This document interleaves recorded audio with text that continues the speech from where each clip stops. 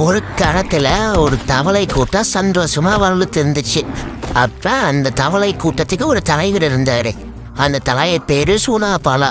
அந்த தவளை என்ன பண்ணிடுச்சு, நான் வேட்டைக்கு போறவங்களுக்காக உணவு கொண்டு வரேன்னு வேட்டைக்கு கிளம்பிடுச்சு. கிளம்புன அவளைக்கு ஒரு அதிர்ச்சி. பணக்கண்டா மாப்பிள்ளன்னு ஒரு பாம்பு பின்னாடி ஃபாலோ பண்ணிட்டு வந்துச்சு.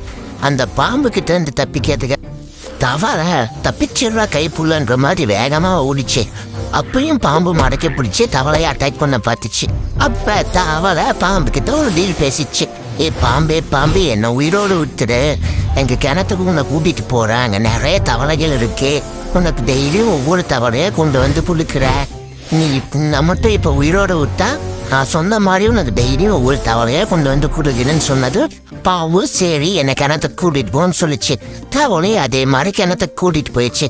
கிணத்துக்கு கூட்டிட்டு போனது வழக்கம் போல தவளை சொன்ன மாதிரி ஒவ்வொரு தவளையா கூட்டிட்டு வந்து பாம்புக்கு பலி கொடுத்து இருந்துச்சு.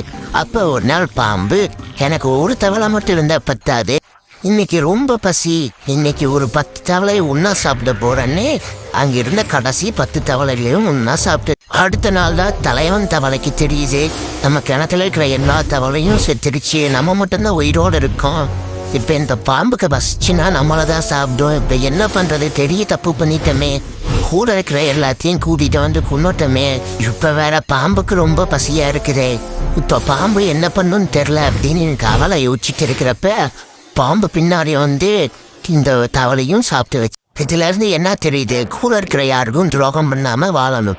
நன்றி.